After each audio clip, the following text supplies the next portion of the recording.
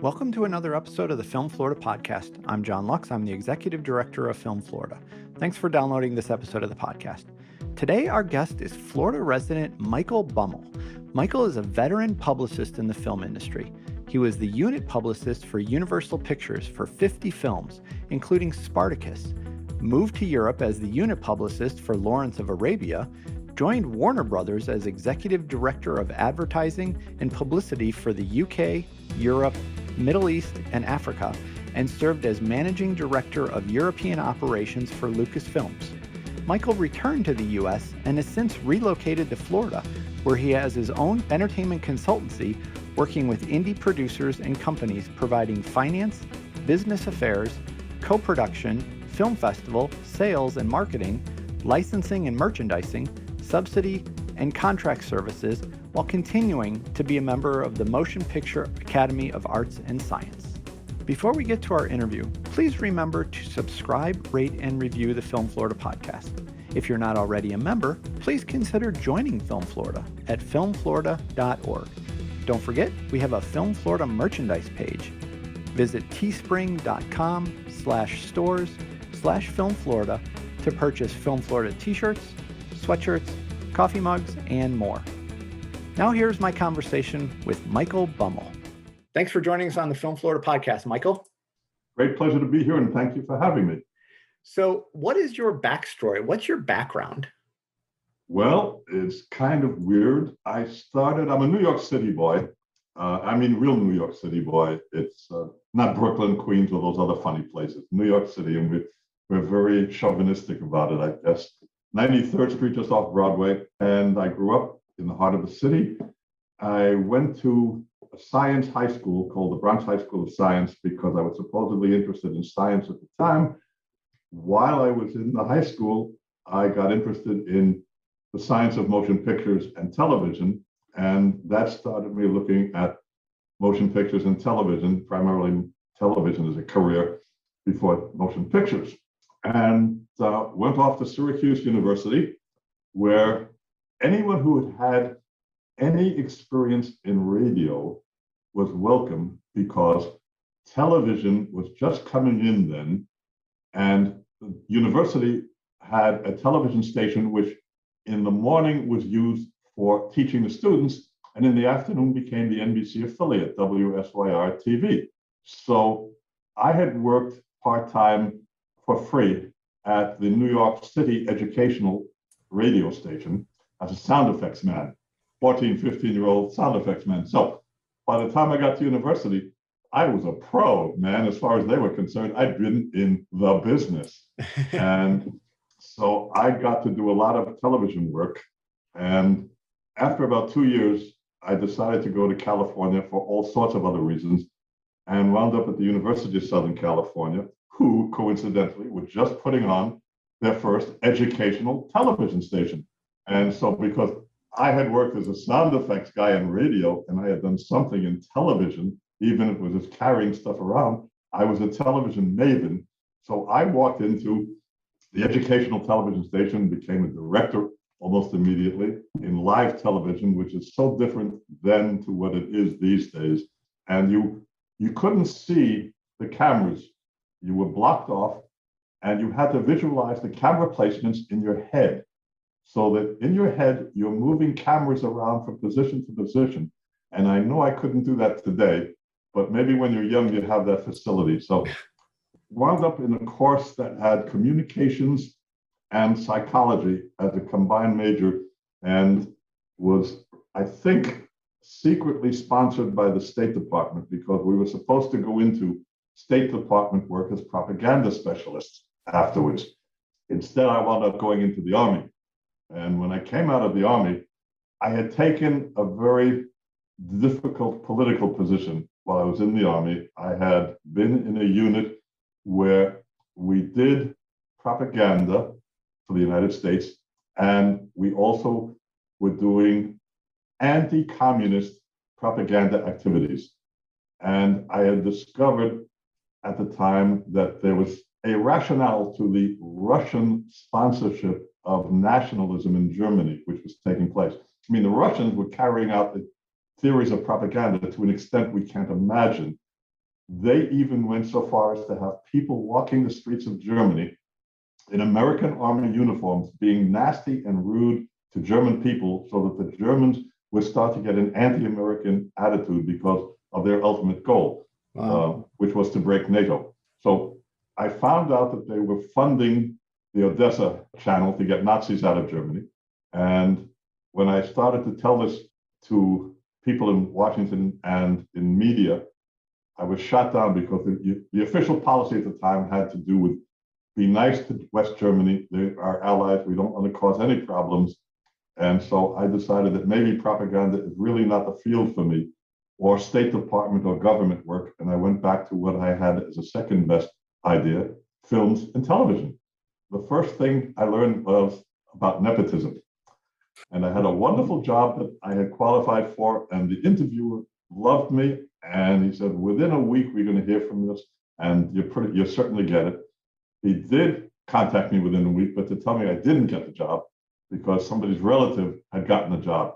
But he could get me into a job in the mimeographing department. Now, I know most people today don't know what mimeographing is. No. It's a machine that would make copies with ink and paper, rather like a photocopying machine, but without the wet, dry, dirty ink. It wasn't done electrostatically. It was real ink. You had a stencil that you put on a machine, you put the paper in, and it printed through the holes in the stencil, and the words came out on paper. It was very clear. That's how they made scripts. So I wound up getting my first job in the motion picture industry in the Mimeo department, printing scripts, budgets, and everything else you could think of. And there were three other guys in the department with me. One wanted to be an actor. One wanted to be a writer. I think the other one was just killing time. He was a much older gentleman. And typical of what young kids could do in those days who were products of the Andy Hardy movies, we thought, look, these women right next to us are typing all the scripts in the typing pool. They give us their stencils that they've typed. We run them off. We duplicate copies of the scripts, and we send them to all the departments in the studio to start preparing advanced budgets and cost analysis.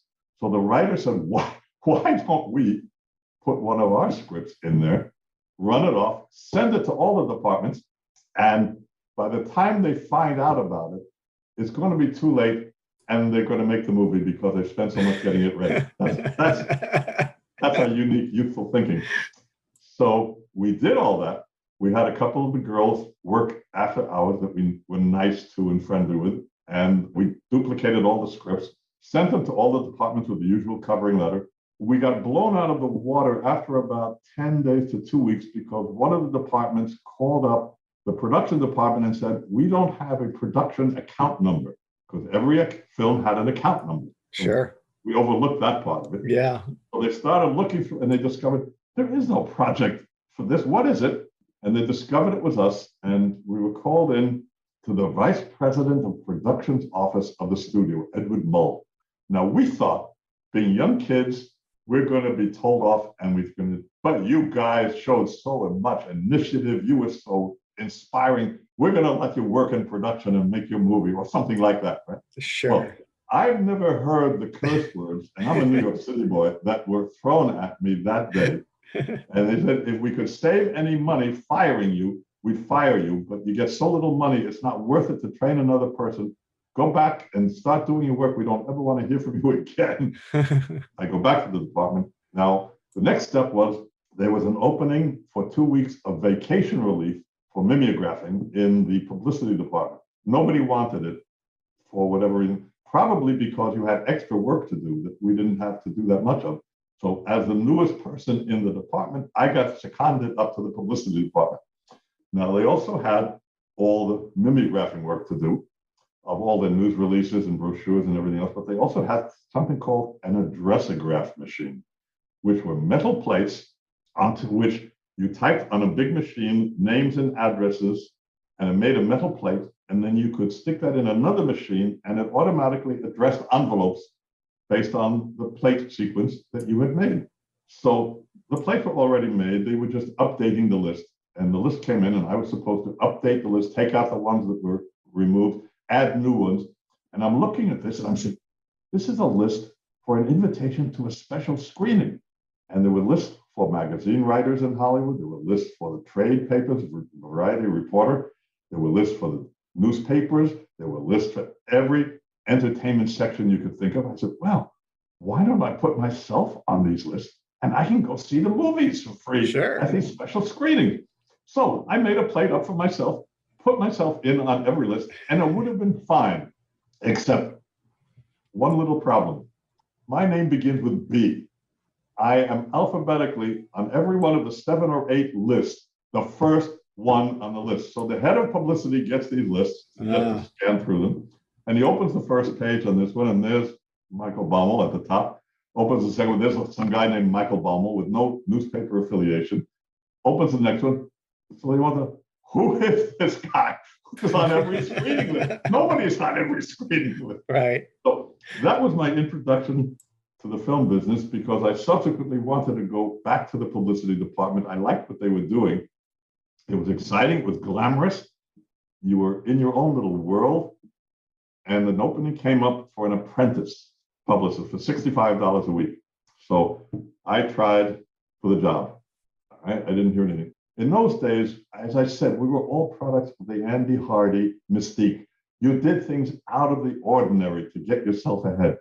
So I'm putting stickers on the guy's windshield, who was the vice chairman of the publicity department. Hire Mike Baumohl.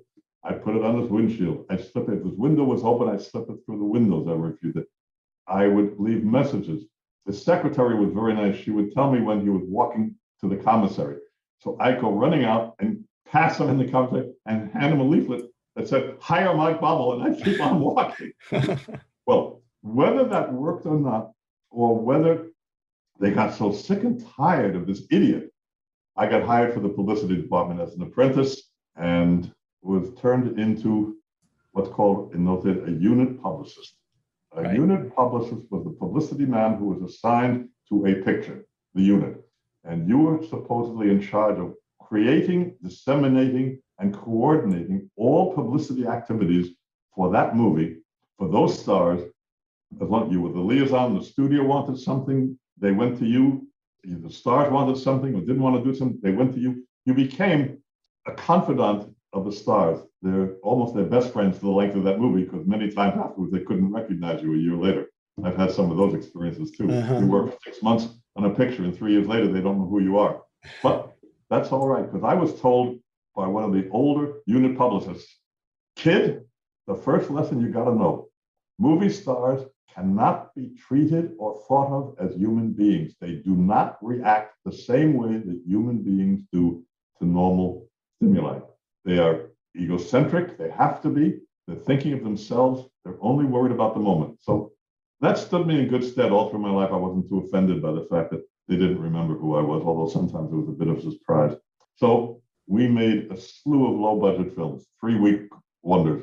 In fact, The Incredible Shrinking Man, which was one of the classic horror films ever, came out of the Universal Studios laboratory. And who knows how they made one so good and so interesting, but they did. So I was assigned to many of these little 3-week wonders. The bigger pictures went to the more important publicists. But my first picture, I'm going down to the set and I'm walking through the studio and I am 23 years old. And everybody in Hollywood in those days was 50 and 60 years old. There was no kids. It was not a youth-oriented thing at all. And I'm thinking, I am hot stuff, baby. I'm a movie Hollywood publicist. Wow. So I get down to the stage and I'm so full of myself and I'm trying to open the door and it wouldn't open. And I'm yanking it and yanking it. So finally I put my foot up on the wall and I yanked this door open. Now I didn't know what the red light was that was above the door. The red light means we're shooting. So I didn't know what I was doing. I walk into this thing having broken the stage door and there's this big blue fabric in front of me. And I don't know, how do I get through this thing onto the stage? So I'm hammering with my fist. I'm punching, trying to get through it as I'm walking around. Now they're shooting. The cameraman's on the other side with the casting, and he's looking through his lens. What does he see? Because that's the blue sky backing for the set that I'm punching. So all he sees is a fist coming through the blue sky at regular intervals. So I was banned from going on the set for 6 months. but I still was assigned to the films every 3 weeks, and I still had to do all the publicity. I had to get stories written about the stars that were supposedly interesting for the newspapers. I had to get items for columns, which don't exist that much today, but with Hedda Hopper, Luella Parsons, Sheila Graham, Leonard Lyons, Sidney Skolsky, Earl Wilson were the great columnists in those days, and they had such power and influence that the studios catered to them immensely. So you write those items, you arrange photo gags, and make sure that all the photography is done properly. You get portraits, and that's what I was doing without having to be on the set. But I must admit, it was the greatest training for me. I can now publicize anything. I can do a story idea about that lamp in your office, the flower pot, anything. It was great training. And then I started to graduate up through bigger pictures. And this is something I want to stress throughout this for the younger people who are thinking of getting into the industry. Timing, fate is everything. My life, how it would have turned out, I don't know, if I had not finished a picture when I did, just at the time that another film was being prepared to go into production, and they wanted to assign a publicist to it. And we had 12 publicists in the studio who did the units, and it was a film called Spartacus. Now, Spartacus at the time was the biggest film in Hollywood that had ever been made from a cost standpoint. It had major stars. It had Kirk Douglas. It had Charles Lawton. It had Tony Curtis, Laurence Olivier. It went on and on. Stanley Kubrick wound up being the actual final director on the movie, and Stanley's career soared after that. If for any reason I had not gotten assigned to Spartacus, my whole career would have changed, because Hollywood works on your last credit. What was your last picture? Okay, now that picture may have been a great success, and you could have driven the honey wagon, which was for the lavatories, and you still would have been given an imprimatur of acceptance because, oh, he worked on that picture. It was a success. If you did the greatest job ever and worked on a failure, you found it conversely hard to get work because you were on a failure, even though you did great.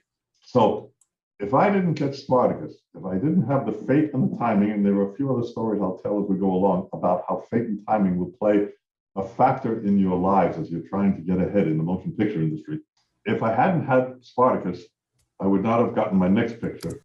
On Spartacus, we spent 4 months in Spain, and on the way back, I saw how many films were being made by the American film companies in Europe. And I thought, hey, the Andy Hardy mentality again. If I'm over there, they do not have to pay airfares to send somebody over. They do not have to pay the union benefits. They will have a Hollywood-trained, experienced, credited, because Spartacus gave me the credentials. Forget the other 20, 30 films I'd worked on. And I got a chance to work and make an awful lot of money because, number one, there were no taxes at those days when you lived outside the United States. B, you got paid something that I never heard of called a living allowance, which I learned about in Spain when I was on Spartacus. Okay. You got your salary, plus you got a lot of money. It was $175 a week then, which was a lot of money as a living allowance. So you lived where you wanted, in a hotel, in an apartment, however you wanted to do it. You paid your own laundry, your own food, your own everything. But you were on the set in the morning, so you could have breakfast 5 days a week or 6. You had lunch on the set, so all you'd have to worry about is dinner, and that wasn't too expensive in Europe those days. And you could pocket an awful lot of money. You got a salary and 50% or more of that in a living allowance. Holy moly, without taxes? Golly gee. So I was going to move over, went to see the boss. He said, you have your job for 365 days. If you come back on the 366th day, we do not guarantee your job. We're going to be getting ready to fill it. You may or may not have it. So that was kind of a nice security blanket, because in those days, European travel wasn't like it is today. Nobody went to Europe unless you were invading some country and you're in the army. People did not have holidays in Europe. Nobody went to Europe. It was 10 hours or so by plane from New York. And I wound up in Europe, and I called, again, it's timing and fate. I called a friend of mine in Colombia that head of publicity, that John Flynn, said, hey, I'm going over, just want to let you know in case you ever have any pictures over there, I'm available. He says, well, nothing at the moment. you're stopping in New York? I said, yes, I'm seeing my family. Go see my friend Marty Davis at Paramount, who was the vice president of publicity and advertising, became subsequently a major figure in the Paramount organization. Got to New York, I called Martin Davis. He squeezed me in for 10, 15 minutes of chatting. He said, fine, when you get to Europe, call this guy in London, at Columbia in London. He may be able to help you with some people. I wound up in London, called this guy, and says, oh my God, go see this fellow named Sam Spiegel. Now, Sam Spiegel was a major producer. He had just finished Bridge over the River Kwai, and he was preparing this film called Lawrence of Arabia. Now, if I didn't get from the Columbia guy in Los Angeles to the Paramount guy in New York, the Columbia guy in London, and if I had gotten there 2 weeks later, and if I had not had Spartacus as a credit, I wouldn't have been head and shoulders above everybody else that they were considering for the job. But having come off what was then the biggest picture in Hollywood history, I could walk into it. I had like a crown on my head. So I now became the publicist for Lawrence of Arabia, and worked on that in Jordan and in Spain and London for a year or so, and then decided, why not make a company and take on more than one picture at a time? I can do the American publicity work. That's no problem. And I'll hire local publicists in England or wherever to do the local publicity and to feed me material and do the network and be on the set all the time, because I wasn't going to be able to be on the set. And boy, that became so successful. I had to buy a car and hire a chauffeur, because every day I had to visit in London 2 or 3 of the studios where films that I was working on were being made, because if they didn't see you, they got very cranky. It's an ego thing in Hollywood. So if the head of it isn't coming by, wow, what's wrong? So I'm Monday, Wednesday, Friday, I'm at these studios. Tuesday, Thursday, I'm at these studios. I had a dictating machine in the car, and I first time I'd ever used one, and I'm dictating in a handheld dictating machine, notes, stories, everything else that could be typed up later by various people. We were the first company to ever handle publicity on a motion picture in production in Europe or anywhere. We broke that barrier. Then we expanded it as the company kept growing to handling the publicity and promotion and marketing for films coming up for release and distribution. And nobody had ever done that. It was unheard of. So we were in clear new territory. One of our clients were a company called Seven Arts, a small company run by 2 very, very aggressive film people, Elliot Hyman, who had sold television films, and Ray Stark, who became one of the greatest producers in Hollywood history with Funny Girl and a number of other films. Again, here's fate. How did I get to Seven Arts? I'm working on a film in Germany with Sophia Loren, who had just won the Best Actress Award in '62, and a guy named Maximilian Schell, who had just won the Best Actor Award in 1962 at the Academy Awards, along with some other noted people, Robert Wagner, Frederick March, and directed by one of the great Italian filmmakers, Vittorio De Sica. So I know many of the people today don't know these people or don't know how important they were at the time, but they were big. Mm-hmm. So I'm working on this film, and in Europe in those days, you couldn't just make a phone call like you can today.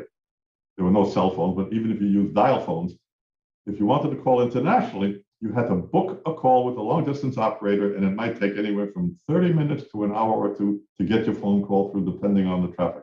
So you learn very quickly, when you're in a hotel, you go down to the switchboard operators, and you give them all a little money and a nice tip, and you're friendly to them. And they did 2 things. 1, they could get your calls through much faster. And 2, if you were somewhere else in the hotel, they would find you and make the effort to find you. If you were down in the bar or the restaurant, a call came in for you, you'd get the call. So it's about 11:30 at night, and I'm down trying to chat up this one night's operator. She was also very good looking. I was going to try and take her out, which is why I spent a little more time on it. And this guy keeps coming out of the phone booth next to me where he was taking these international calls. And I got disconnected. He said, I got this. I've got static on the line. So 1 moment, please. And she fixes it. He goes back in. I'm chatting her up a little. 5 minutes later, he's out again. This went on a couple of times. And I heard him say something about Hollywood. And I said to him, you work in films? He said, yeah. You work in film? I said, yeah. I'm here on the Maximilian Schell, Sophia Loren picture with Vittoria De Sica. He said, well, I'm the head of publicity at this company called Seven Arts. So we had a quick coffee before he went to bed. He was older. I was younger. I could stay up. He couldn't. He gave me his card. And when I finished the picture, I gave him a call. And that's how I wound up at Seven Arts, which led to my whole career subsequent to Seven Arts. Well, Michael, you've had a wonderful career, but if I'm not correct or incorrect, you recently relocated to Florida. Is that correct? After Seven Arts merged with Warner Brothers, and I became the head of European advertising, publicity, and everything for Warner Brothers, and they wanted me to come back to Hollywood, and I didn't want to go back to America at that time. So I left, and I wound up as the head of Lucasfilm in Europe, which was the Star Wars company. Finally, Europe was turning into little America without the benefits of America. And it was time for me to come back home. So I came back to Los Angeles with a few friends. We formed a company to do the same thing that I was doing in Europe with them for America and Europe. And then one of the partners died, and I came back here to Florida, where I am now. And I'm still working as a consultant to individuals and companies to help them get their project started, or to tell them how not to do their project, why they shouldn't do their project, how to get it moving, how to move it further than where they are, how to handle sales, how to use many of the aspects of financing that are available for you that people are not aware of. And do not give up. Do not quit. If you want to do this, you go do it. Don't listen to what everybody says. Do it your way. If everybody did what the majority are telling them to do, or every film was voted on by the people who are the majority, nothing would get done and nothing would be of any quality. I promise you. Old Hollywood, until about the 80s, everybody in the higher levels of studio or in independent filming loved the movie business. They loved the business. They loved the history of it. They knew the history of it. It was not just a money-making opportunity. Since then, it's become much more of a business, and it's much more a bottom line situation. And the question is not, do you have a fire in your ass to get this project going, but does this make sense economically, and should we take a chance on it or not? Well, get that fire in your ass, everybody out there, is my advice, because nobody else is going to do it for you. You're going to have to fight to make your own breaks. Throw the pebbles of your ideas into the lake. Let the ripples expand. They may hit something and come back to you. You have no idea of how fate will affect you, hopefully in a positive way and not adversely. But you've got to do it. You can't just sit back and say, oh, I want to do it. I want to be a filmmaker. I want to make a movie. Do it, do it, do it. And that's my advice to everybody in the film business now and who want to be in the film business. Well, Michael, when on the podcast here, we've talked to actors, producers, directors, editors, legislators, a lot of different professionals in and around the industry, but you are our first publicist. And that was really what I wanted to talk about. And you've shared such great stories. But the other thing I wanted to ask you, I mean, you've mentioned that you get involved in some of the financing conversations in filmmaking. And the question I get asked the most about financing is when someone says, I wrote a script or a screenplay, how do I find funding to produce it? What advice do you give people that are looking for the funding to make those projects happen? There's two factors I want to point out. One is film is not like other commodities, other products. It is not like a can of peas. Why? Number one, film has no shelf life. You're out there in those first few days. If you do the business, you continue another week. If you don't do the business, you're off the shelf. You're gone out of that theater. Can of peas can stay there for years. You can change the title of your can of peas. It can be called El Cano peas. You can do anything you want to it. You have time. You can't do that with a movie. You just get one bite of the apple. And it's very important for everyone to realize that this is a very unique phenomenon. You also have the unique phenomenon in the movie business of not being able to change the selling price of your movie depending upon the costs of producing it. You make your can of peas, it costs you $1. for the manufacturing of it, and with including advertising, promotion, sales, whatever. If it's not selling, you can have promotion, 2 for 1. If it's not selling, you can lower the price, 85 cents. You know you have a cushion. You take less profit to get more sales. Well, you can't do that with a film. You can make a movie for $100 million or for $1 million.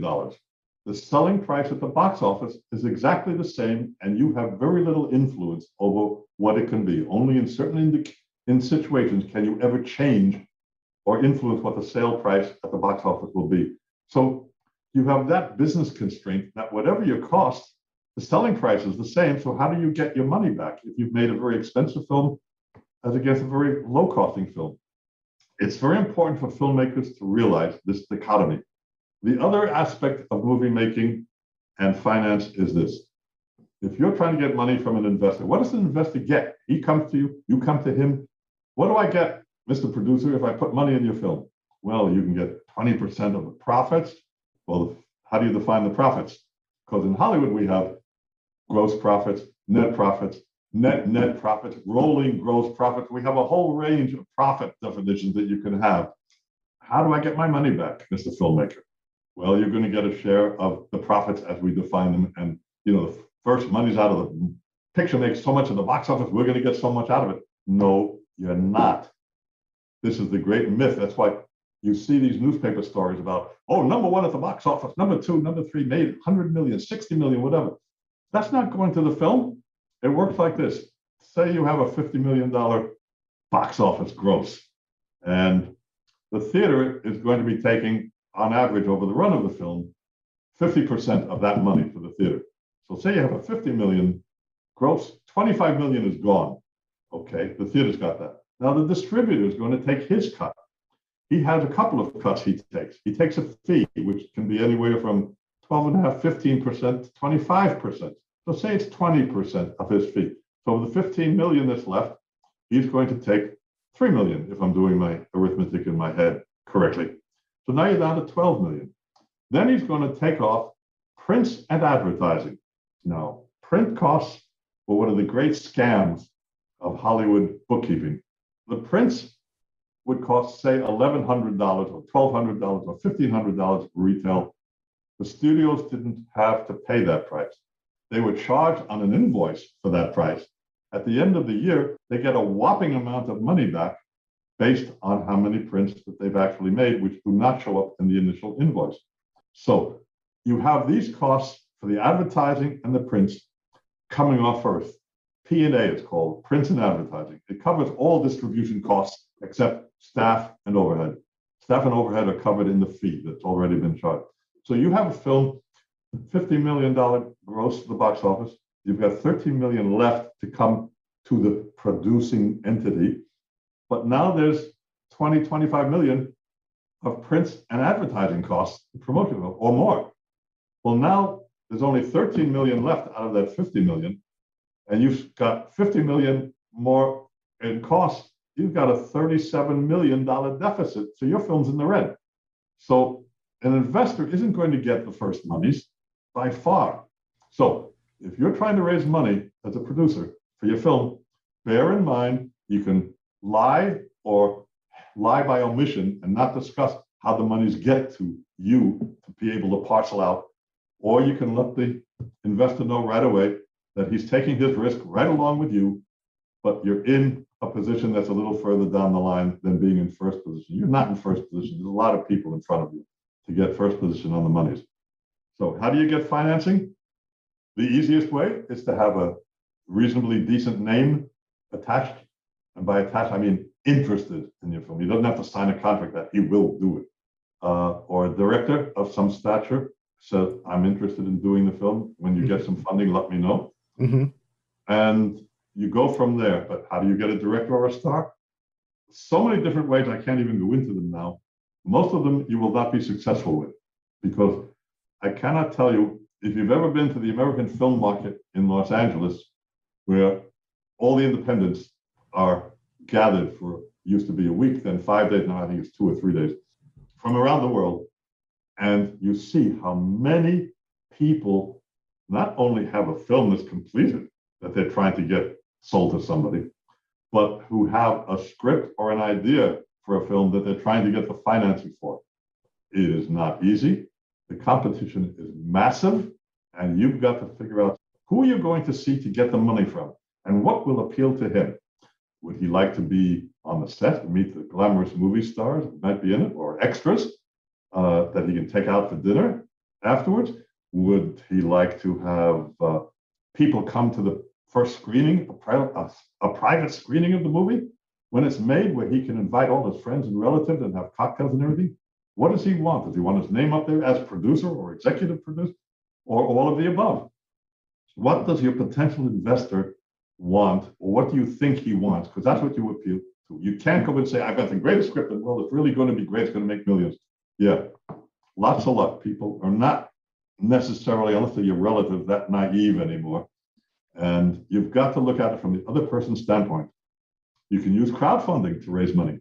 Crowdfunding can be very successful. It can also be useful in raising development money. Say you need a writer to do a rewrite and you can't get one for free. You can raise your money for a script writer with crowdfunding. It's not that hard to do and doesn't cost you anything. And if it works, you have money. And if it doesn't work, you just waste a little time. But pay attention to what works on crowdfunding in terms of getting people to invest in a crowdfunding operation. Some say you don't get any money unless you've reached your target. So if you set a target, I want to raise $25,000 or $100,000 or $3 million or whatever. If you don't reach that target, you don't get any money, and whatever's been pledged goes back to the people who already pledged it. Other sites will let you keep whatever you get up to that level. Crowdfunding also works best when you give them something. You got to give them something. If you're investing in a t-shirt company, give them free t-shirts. Everybody in crowdfunding gets something for putting up their money, not just a share of profits, which they don't usually get in crowdfunding, by the way. Crowdfunding has now been opened up by the IRS so that you can sell shares in your company, and that didn't exist until about 2 years ago or so.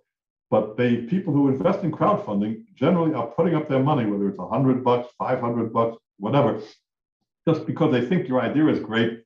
They like you, they like your idea, and maybe they get their little cup with their name on it back, or some trinket that you're going to give them. Well, you want to give them something related to the movie. Give them a part in the movie that they have to pay and come to your location, and you put them up for a night or two in the hotel. It's certainly worth $50 or $100 to get $500 from somebody. Sure. Different grades of investment get different rewards. So you can structure this as imaginatively as you can to make it attractive to someone who invests on crowdfunding. But remember, they're not really investing necessarily. They're giving you the money. They're not getting anything in return for it, unless you turn it into an investment, which is a little more complicated. Go to the crowdfunding sites on my friend Dr. Google, and he'll tell you all about what the requirements are. It's not prohibitive, but it's harder work. I worked on a film a long time ago with Rock Hudson, one of the many films I did with Rock, which was called This Earth Is Mine, which no one's ever heard of. And it was filmed in the wine country of Napa, and it was about the wine industry. Well, the producer had gotten all the wineries to contribute money to the movies because they were all going to be mentioned in the movie.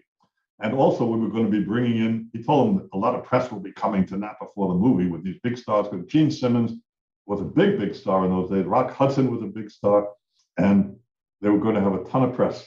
So the wineries arranged also to give you money, and we would like to have tours of our winery. So we, as the studio, would bring the journalists in and take them on tours of the different wineries. And the wineries got a great deal of promotion and publicity out of it. They felt, probably they did. But this is another aspect. If you have a film where bicycles play an important part, or some product is very, very important. I'm not talking about product placement now. That's a totally different world. But if you're looking to find an edge to get some investment, you can get it in parcels. Now, let's go back to stars. There are a lot of stars who are not stars in people's minds. Charlie Bronson was a modest name, a reasonably successful actor and a modest star name.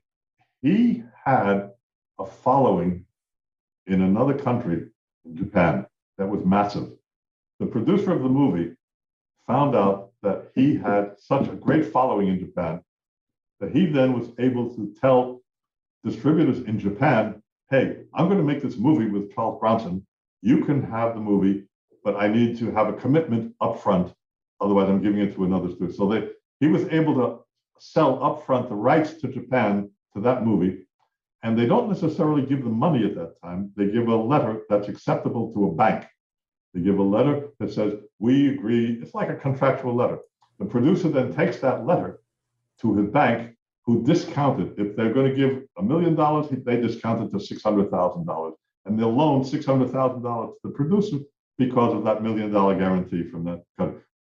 A lot of producers have used star-ish names who are not big stars by our standards to use funding from other countries where that star is a big star. And any big sales agent, any international sales agent can tell you who stars are that are popular in other countries who are not in the first tier of stars that you can't afford because they want $30, $40 million or whatever. You also have a technique that a couple of producers have used very successfully, where you hire a good name, but he only works 3 days in the film. He's not in the film for the entire 6 weeks or 8 weeks or 12 weeks. He only has a more modest part, and you film all those within a week, say, because the star will get his pay for a week. They won't do it on a daily basis usually. So you pay him for a week, you work him those 5 days, you put his name on the billboard, you put his name on your sales pitch, and you've got a reasonably good name. You've got Vincent Price in that movie? Wow, that's okay. And you really haven't paid him that much money in terms of what he would really get if he worked on that movie for the full length of the production. International subsidies are a way to get money. Now, the trick with subsidies is, again, this can be a big help in getting an investor. I was going to say you can't lie to him, but yes, you can lie to him, but that's up to you. The subsidies that are granted in the United States for filming in various cities and states, and in Europe and in Australia and Canada for filming there in whole or in part, can be a very massive contribution to your budget. Now, it's very fair to say to investors that we expect to qualify for X amount of our budget in subsidy money. And so therefore they know they're getting X amount back. Right. But it's really tough to say we've got that subsidy money and it's in the bank, because it's a moral question. Again, it's another ethical question. But foreign subsidies can be used very attractively to get an investor intrigued. Well, you can coax them a little, say, we can give you absolutely 40% of the budget back without trying. Okay, how? And then you explain it to them. That's fair. So international subsidies, most of them are based on what you spend in that country. So it's not just they're giving you the money, they're reimbursing you for what you've spent in that country. So you're not really spending it at the end of the day, but you have to spend it up front to get the money. Some places will give you a grant. They will give you actual money. Florida will give you a little money in certain situations, but other states, other countries in particular, other regions in these countries, and you can double up. You can double up in Germany with the region, the state, and Berlin, and you can get it from 3 different sources for being in the same place at one time. It is a chess game. It's not hard to figure out. It's not hard to fathom. But if your mind is not able to deal with these aspects of it easily, somebody else can do it for you and show you how to do it. And they can even go out and do it. We do that for some of our clients, where we'll show you how to do it and we'll go out and do it for you if that's what you want. But that costs you a lot more money. Speaking of your company, I mean, is there a website or social media pages? How do people find you if they want to, get in touch with you? As an old-time publicist, I am taking a page out of one of the most successful restaurants in Beverly Hills history. Their concept was, we're not going to put our phone number in the phone book. We're going to be the chic restaurant, the go-to restaurant.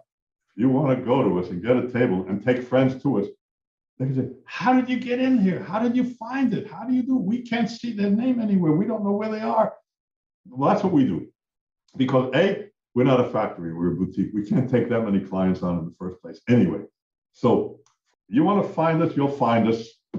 We don't do a website, we don't promote, we don't hustle, but if you want the grooviest, the bestest, here we are. And if you want some company who knows all the aspects of it, from sales, from pre-production, production, post-production, financing, international, law. We're the ones to go to because there's nobody else like us in the business, but we are specialists, we are small, we are boutique, and we are fussy who we take to. We just don't take on clients. You've got to really have something that we can do something with. We're not going to take your money just because you're a client. If we don't think we can do something for you, we're not going to waste time with you because we can do better with clients where we think we can do something for them. Right. And we'll tell you up front. Again, if we tell you that your project does not necessarily have the values that you think it does or whatever, don't believe us. Believe your heart and keep on trying. I'm the guy who said a number of movies would not be hits that became hits. I'm also the guy who said in our meetings, that's a hit, that's fantastic, what a killer movie, and they died. Nobody really knows. If they knew, they wouldn't have the failures that they have at the box office. So listen to your heart, have the fire in your ass, and go get them, Tiger. Michael, I've really appreciated this conversation. I really appreciate the stories. Thanks for being on the Film Florida podcast, and I really appreciate you taking the time to visit with us today. It's great. We thank you very much and look forward to doing it again one time. We've got a lot more funny stories I haven't told yet. All right. Sounds good. Take care, John. Thank you. Thank you. All right. Bye. Thanks for listening to this episode of the Film Florida podcast. For more information about Film Florida, go to filmflorida.org or visit our social media pages on Facebook, Twitter, Instagram, and LinkedIn. Check out the Film Florida merchandise at teespring.com/stores/Film Florida. And please remember to subscribe, rate, and review the podcast.